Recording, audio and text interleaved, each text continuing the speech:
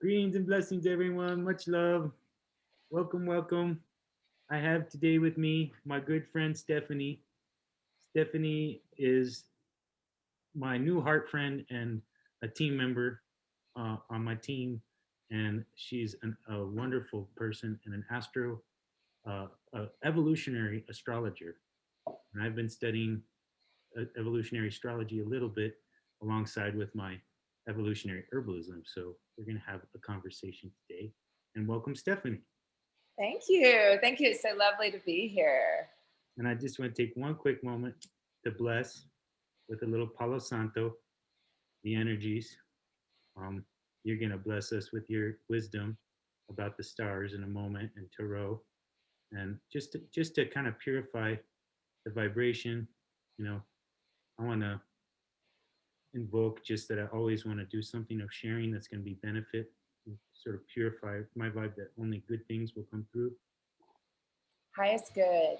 And also for you all digitally, another may all be find peace, and may we find peace so we may help all beings. So Oh, I love that. Sorry, I got something in my throat. it was the Palo. No. Might have been, right? I did a Reiki session with somebody one time that was in my astrology class, such a dear soul. He reminds me of you in a lot of ways, and he's in Iowa. And when I was doing the Reiki session, it was distance. And I let my clients a lot of times just relax on their own so they can really feel it. Like they don't feel like they're on camera and having to, you know, be concerned about me or anything. And all of a sudden I was like, who lit incense or something? I'm like looking all around, like, is something burning? And he had the same thing on his end. It was so awesome. One of his guides, so cool. I love it when you get those messages. I love that. And Stephanie and I are going to have some continued conversations about, because this is a very deep subject, astrology, astroherbalism, and her being a Reiki practitioner and me doing my breatharian thing. We're going to have some juicy talks about energy and the energies of the spheres, the music of the spheres, and so on. So I love it. I love it. And we're almost at the new moon, which is Saturday. oh yes, so new intentions, new seeds. New moon in Pisces, isn't that beautiful? To me, Pisces is unconditional love. It's the divine, and we have had Neptune squaring the nodes, which means that's what we need to bring in as a society is unconditional love for ourselves, which then goes out to others. So really, really neat. And ultimate truths. I love ultimate truths. Like Yes. everybody has a right to be here. Everybody's divine, right?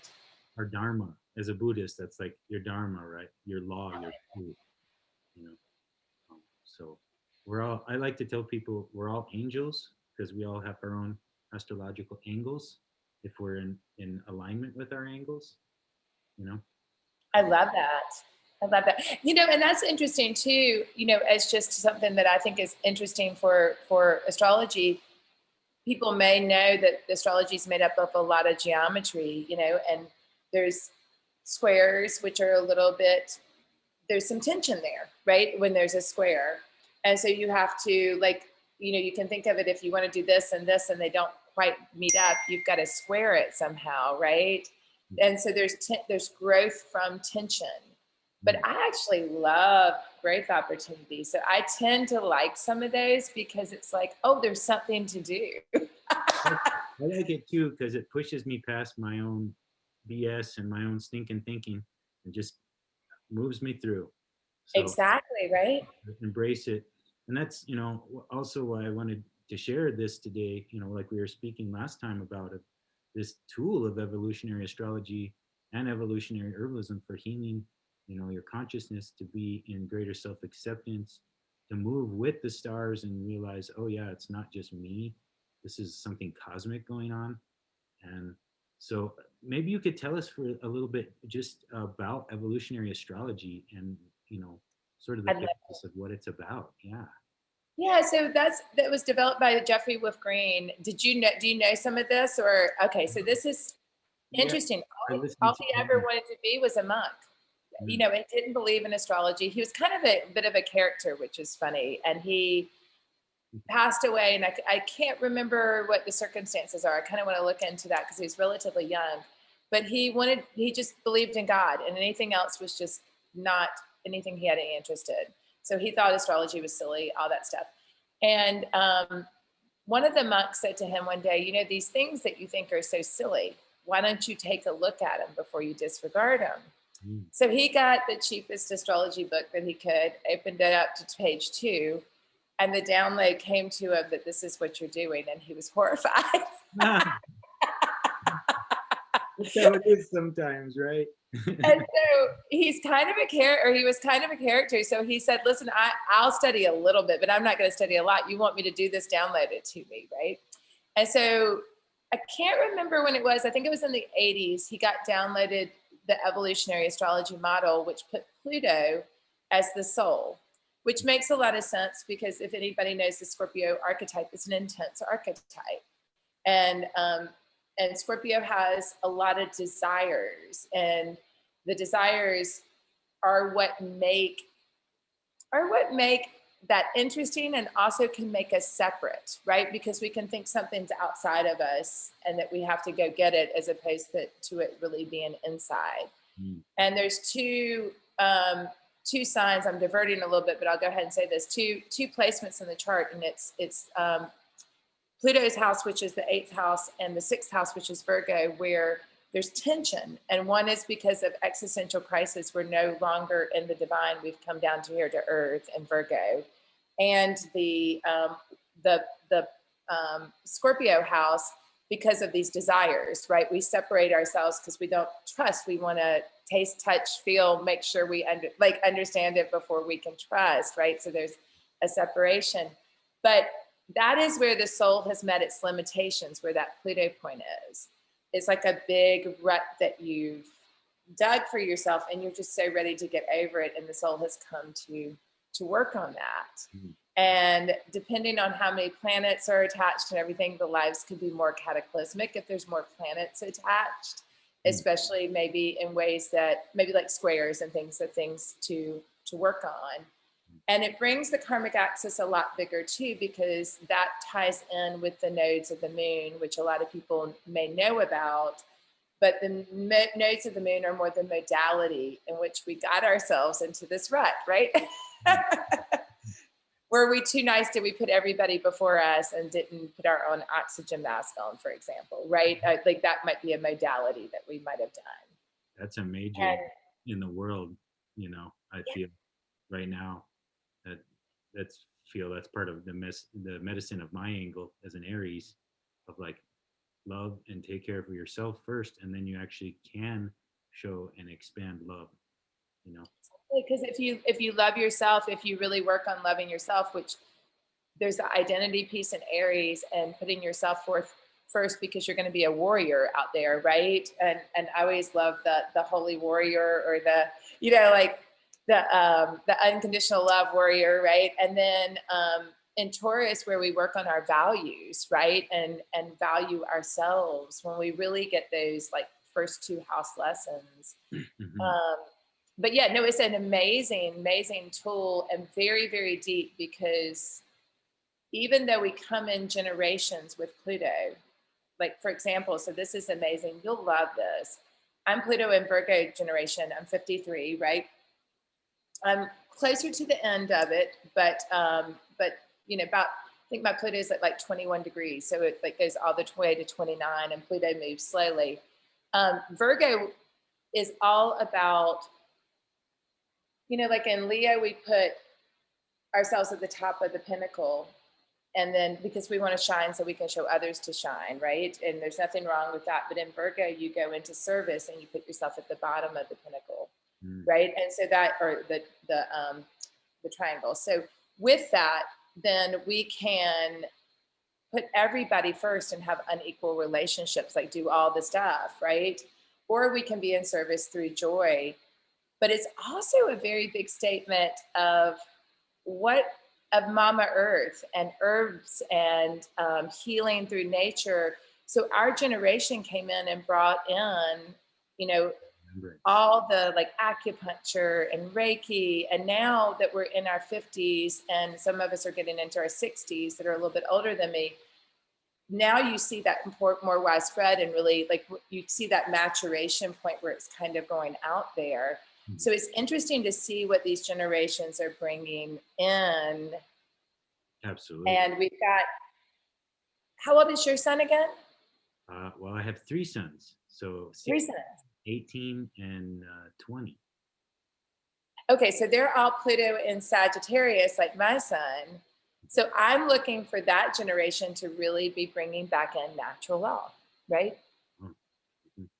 I That's amazing. I see this Yep, and I feel this, and it's interesting the points you made about Pluto and stuff. I know that's generally thought of as like the unconscious, it is. part of you, and like or the subconscious, and we don't realize how much of that drives our lives. That that's actually the bulk of our mind, truly. Um, and That even in terms of pyramid, like the right? body, and that was something we were going to talk about from last time, but there's so many things we could go a million ways. Can Um, I say one more thing about that Pluto though too, right? So where Pluto, where we have met our limitations, because Scorpio is also about power, right? And so you can do power two different ways. You can try to power over, or you can power with, right? mm, And so where we've met those limitations, if somebody hits that point, we can feel it's like an earthquake almost, right? And so I've had people say that before, that they've understood when they've got that hit because they're watching their own power and not wanting to be too raw because it upset them, right? It's a place of where we might have had extreme pain in past lives or soul memory, however we look at that, right? mhm. So it's like a massive trigger, essentially. Exactly. And it's interesting to work within that, because I was just doing a read for a lady last night and I was like, please don't judge yourself on this. It may seem so silly this lifetime that you think you're going to die because you stand up for yourself. I'm using one of my examples, right, of my life.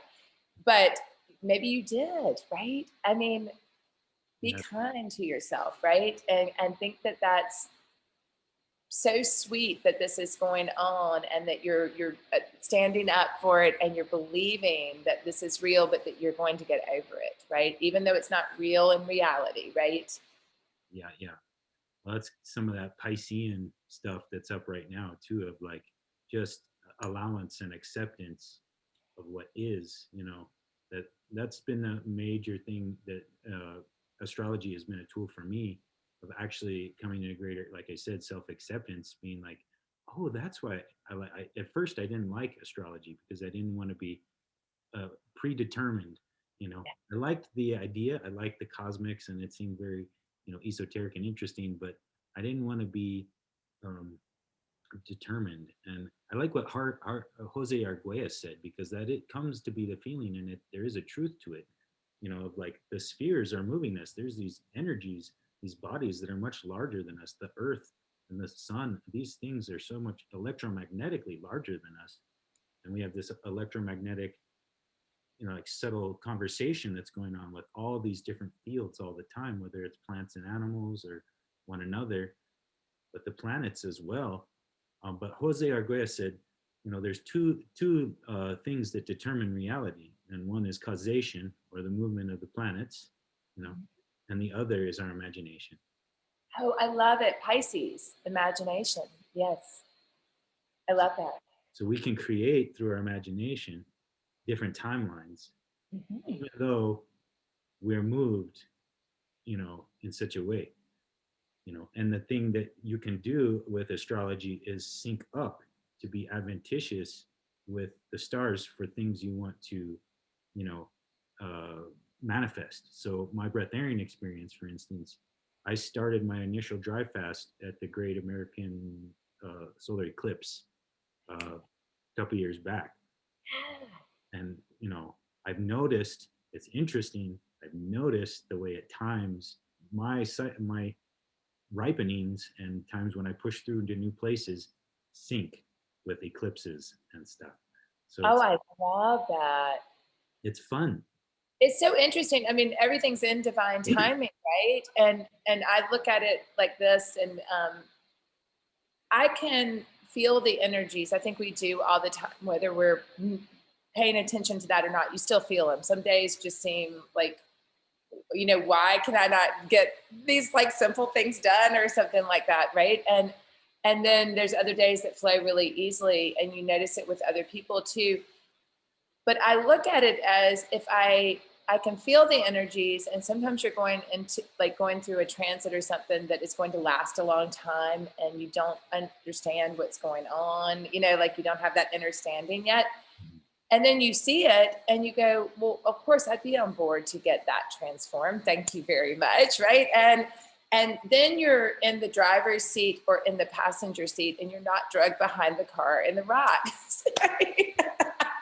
Yes, and I love that about it because it is empowering. It seems like it could be disempowering to think, oh, well, I don't know if you ever heard of cymatics. No, tell me. Cymatics is essentially this thing of or the way vibration organizes matter. Um, Oh, so you can take like a talc, this powder, talc powder, and put it on, a black plate with a speaker underneath it, um, and play the white keys on the keyboard, and it will arrange different geometries, more complex geometries, the higher the frequency. I love it. This is the music of the spheres. There's, these resonant, in Sanskrit, there's Namaha Brahmaha, sound is God. In the Christian tradition, God spoke. You know, Mhm. there's this thing of like this vibration and energy, and we're all beings of energy and vibration. And this is also with the plants, and that's where I've been studying. With astroherbalism, this as above so below reflection they talk about in alchemy. Every human being and every plant and every animal on the surface of the earth is just a reflection of the stars in heaven. um, and Love it. so the plants can be sympathetic and antipathetic medicine for our particular uh, dosha. And it's interesting with medical astrology, you can tell, just from the chart, the various kinds of detriment to organ systems, or um, like we were talking about last time together a little bit, the different parts of the planets that relate to our own body and to the Definitely. Yeah. season and the cycles of plants and all No, of definitely. Right. And it's interesting. Like I have all these Libra placements that are, and a lot of them are at on my karmic axis on my south node, right? So they're the modality that I've done in the past that I want to go more over to Aries with, right? Like bring that like love and harmonics of other people over to Aries, but put my oxygen mask on first. Well, Libra rules the kidneys, and then I have a dog that has kidney issues. Why? Because she's so sympathetic to me. I mean, oh, she's the one that when I come out here, she's sitting outside the door because like she goes where mama goes, right? mhm. So it's so interesting to see that in real time play, and the archetypes are so big, right? I mean, that's such a cool Yeah, language that you can't make up the simplicity of it. It's so simple. It's like amazing. I've just been surprised so many times of the science of it, where uh, I'm going through some stuff, whatever psychologically, or running into, like you were saying, stop signs here and there, like I'm trying to make things happen, and they just whack, um, and you get I call it the star weather. I listen to my favorite evolutionary astrologers. Um, uh, Capaccia is one of those, right? Yeah, my yeah, man, love Papacha, it. Leo, and Stormy are my weekly download on star weather. So Okay, I got one more for you. Pam Gregory, check her out too. I, You'll love her. there's so many great astrologers. It's like I could spend all day, all week listening to that, or permaculture podcasts, early breath Aaron. Hopefully you can do it while you're out in your plants, right? I So that do, I do, but I also like to put it down and just to listen to the birds' words and to resonate with the plants and be in stillness and disconnected from other people's thoughts. so you can commune with those plants and communicate with them. Yeah, get the downloads from the energies of the day, and like you're getting them anyway. It's not like you can stop them. right? Can't And stop them, but I do you can think get you can be greater more access. conscious of them, right? Instead of them running in your unconscious, like we were talking about earlier, right? That's awesome. I totally agree with you. I totally agree with you. It's so cool, and it's just helped my life a great deal. And then the school I went to, the Evolutionary School of Herbalism, but that Sage Papa put together, is really great in terms of learning about the body and how to relate plants in this way. And you can similarly, like when I create medicines, for instance, Yep. like I will try to make, like a moon plant, like artemisia, or silvery lacy things, or things that connect with emotions. I'll make a tincture of a moon plant on Monday, and I'll think about those energies as I'm making the medicine, so that you're kind of collecting as much of that energy into the medicine. I love it. Yeah, it's kind of And because vibrational, it's like Moon Day, right? Is that why you're doing it on Monday? Because it's Moon Day, right? Yeah. yeah, Oh, I love it. I love it. yeah, moon day, or Sunday. All the plants have planetary correspondences as well, like um, What nettles. day are you born? What day of the week were you born? Oh, the day of the week. I don't know actually.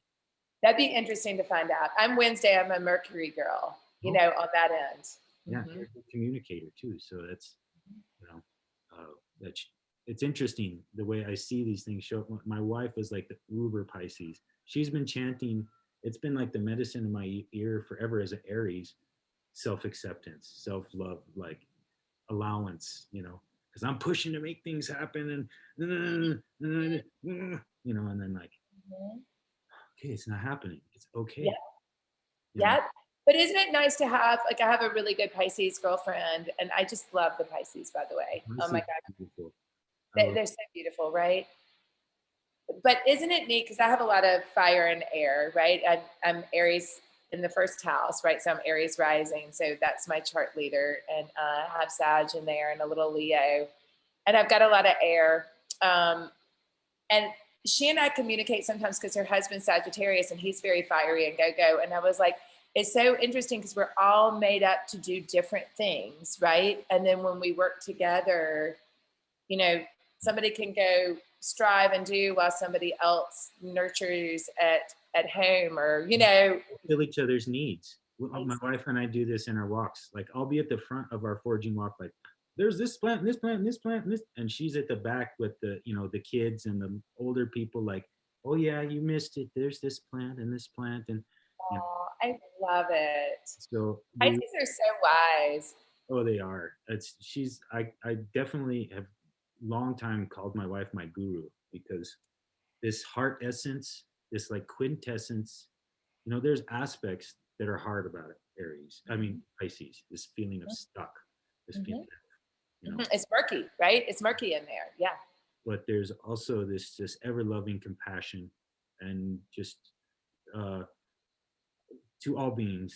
I've never seen my wife do any. Her middle name is Felice, and she just brings joy everywhere she goes. She's just, I love her. I could feel her energy because she was on one of my lives and I could feel the energy. I love Pisces. And one of my best girlfriends is a Pisces. And what I would say is that when the family is going through things that other people would go, oh my gosh, that is so hard. She's just like, we're learning bigger lessons, right? And she's so patient about it and so loving, and she sees it. And I just love them. And when I say it's murky, like when I've had Neptune transits before and they last a long time, I've called her and said, I have a lot of compassion for you, because although it's dreamy and imaginative and fun, there's also times that you're like, where am I? What am I deep doing? down, it can feel very ungrounded, and I really like what my teacher Sages says too about the stars, because they're all these stars have different aspects that are noble qualities, but also as full being, we're imbued with the energies of the stars on our birthday. But in the as above so below reflection, uh, we actually have all the stars within us as well. And so we can, for the Aries, it's natural to strive to the Pisces, right? Because we're going for completion. We're trying to complete the cycle, you know. Mm-hmm. Um, and so it's just interesting to me the way it shows up, like that I was attracted to this woman who's a Pisces, you know, etc. So It's interesting. And you can see those things in the chart too, a lot of times. And mhm, the other thing I wanted to say for anybody listening too, like ever since I was a little girl, I would have this parade of people come through. Like I would get all these Leos and then I would get all these Cancers. And I realized pretty quickly that it was what I needed to work on. yeah, So we have it all in our chart, but we have blind spots in our charts too, where we can't see those planets or that house can't see that house. And it's beautiful to work on. But it's like somebody told me this in my astrology, one of my astrology classes, and I loved it. It was one of the other students in there, but they're like, it's like you live in the same apartment building, you've lived there for years, and all of a sudden you start talking. So it gets really electric and fun once those like inconjunct planets that can't see each other all of a sudden see each other. mhm. Oh yeah, it's like it's a dawning, you know. You kind of have a sense of like, aha, you know. Right? So is there any information you can give me of like, do you use like Sirius in the chart for your plants? Have you like, Or you or, can or what are you looking at in there? mostly you're looking at the plant correspondences to the planet. You're looking at the person and what their dosha, you know, their medical astrology and how it's expressing itself in form of disease with respect to their dosha and Yep. you know what have you. Um, and then you're looking for the plants that are going to be antipathetic or sympathetic to the healing of that person in that way. And then you're preparing the medicine in this intentional way with the planets, etc.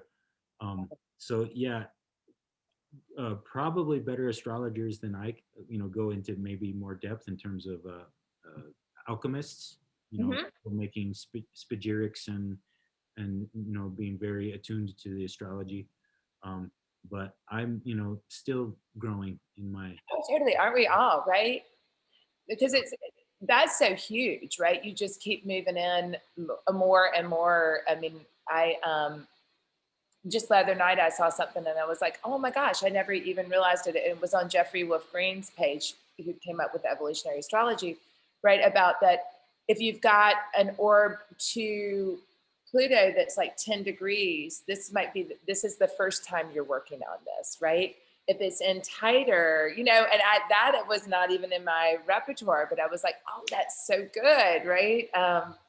That's very telling. Mhm. Because sometimes we feel like, why am I so dumb at this thing, you know? And I it's used to feel like that all the time, you know, and you feel like, why am I 50 years old and I still haven't gotten this, right? But there's reasons for that, you know, there's definite reasons for that. Not every, we all make, we all make plans when we come in, I believe, on where we're going with all this. And it's a much bigger process than our small self can see, right? absolutely, it's like your soul evolution, so it's so much bigger. If we're infinite souls, you know, there's a big lot of an agenda, you know. Right? I know. And it's amazing. So how beautiful. I heard this from Pam Gregory the other day, and I really love it because it really resonates. Like, you know, people will say, well, I was supposed to be born on this day, but I was born on this day because I was, you know, like cesarean or whatever. But I'm like, there's no mistake, right? She was saying 2 minutes on either side is all like that. That's all. So if you're born in a car, you were supposed to be born in a car on the side of the freeway, right? And I love it because those birth stories are so. My son came in totally with his own personality. His whole birth story was his personality, right? It's Mm-hmm. so fascinating. I see that very much. I see that in the beginning of a day, in the beginning of a project. I see that with my sons and the way they were birthed and the way they've, you know, grown. That's really deep. It's very I deep. like the whole thing with the beginning of your day, like Aries beginnings, right? That's so cool that you're noticing that, right? I love If that. you start a day on a good foot, you're gonna have a good day. If you start a day on a bad foot, you're gonna struggle. Exactly. Try Do you to have some morning practices that you do? I'm assuming. Yes. absolutely. I get up and I meditate and I sun gaze and I do qigong, and I don't do anything else until I've done all of Yeah. that. Even the replays, right? Yeah. I don't know why I just brought this up, because all of a sudden I was thinking about my morning practices, and that I feel like I'm getting more of it's my own visualization, because the universe loves imagination and they play with your imagination. So if you give them a thread, they'll bring it back in, right? And it just gets bigger and bigger. So you can, when you're starting out, think, oh, this is just my imagination, but really go for it, because that's how they communicate with you. But I'm really getting it now, where my soul feels like she's just coming in junk, right? And I love it. It doesn't mean I can't get out of alignment, but when I say, I'm willing to give you know, my divine, myself over to the divine, my will over to divine will, right? Because and I don't know, right? I have a way I say that, but it feels like junk, right? But I think it's so interesting, because we sometimes think of souls as like so angelic and like kind of a sweet way, but they are powerful. Like, it's a different, do you get the same impression? It feels very like, it's amazing how powerful. It's not like, oh, so sweet, right? Our consciousness and our spirit is the God force of creation. It is a massive, massive force, and it's so much bigger than our own egos and bodies and lives. But we are a blessed and integral part of it. We're a necessary uh, Yes. part of the whole evolution of the Exactly. consciousness of the whole thing. I know. So I wanted to say something about that, because it might relate into like how you and I know each other too. But right, this is from Abraham Hicks, but I've kept it always because I love it. Is that if I have something that I really, really want to have, and so I become it, I be that, right? And it comes in for me. That even if you wanted the same thing, it would be such a different expression, because we're so unique. And when that happens, the whole universe grows. Mhm. And you're just like, oh my gosh, right? If we understood how powerful we are, right? I love it. I love one other one of her isms I like is you never get it wrong and you never get it done. Exactly, right? It's Yep. just a matter of trusting yourself, moving forward in strength, you know, because you are this God force energy, you know, Hmm. here to do things that are important. I like what Gandhi said. What you do may seem insignificant, but it is significant that you do it. Exactly. We were just talking about that on our call this morning too, of these little things, and it's the Virgo archetype of bringing things daily down into life. It's the things we do every day. It's like the feeding the kids, the feeding ourselves, the cleaning the kitchen, the walking the dog, the making the bed, and our everyday work. And it can seem so mundane, but it's literally bringing the divine down to earth every day, and so you can really be in awe and doing these things with such a ritual and so much, It can, gratitude. yeah, it can be your yoking with the divine, yeah, with gratitude.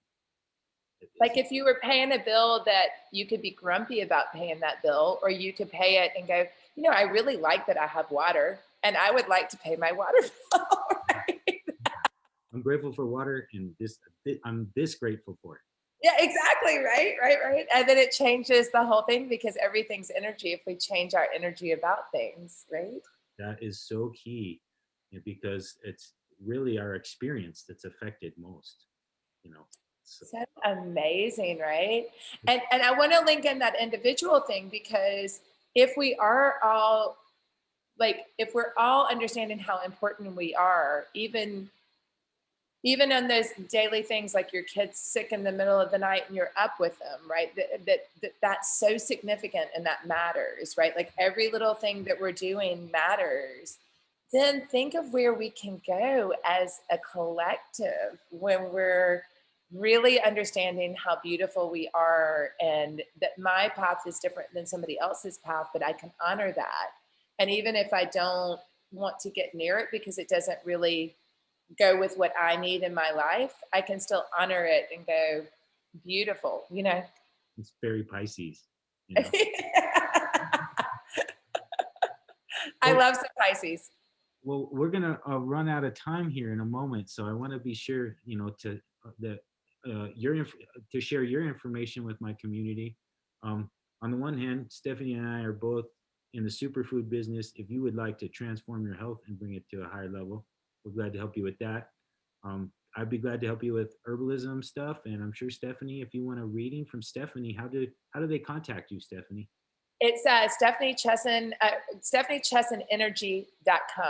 it's Chesson. And Stephanie is spelled the traditional way, StephanieE. StephanieChessonEnergy.com. Okay, cool. I'll put links for all of it in the description.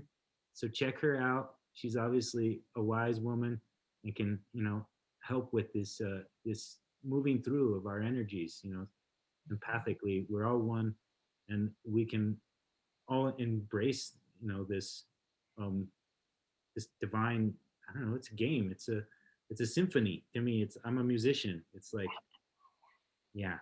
I love that. I love that. Well, let's do this again. And I want to see your chart sometime too. So we'll have to play with that. You know that you and I probably have some points that meet up, you know? Trades. I'll get my birth time to the minute, and then maybe we'll trade some herbs or something. Oh, I love it. I love it. Thank you for having me on. My pleasure, Stephanie. Have a beautiful day. Much You love. too. Bye. Bye.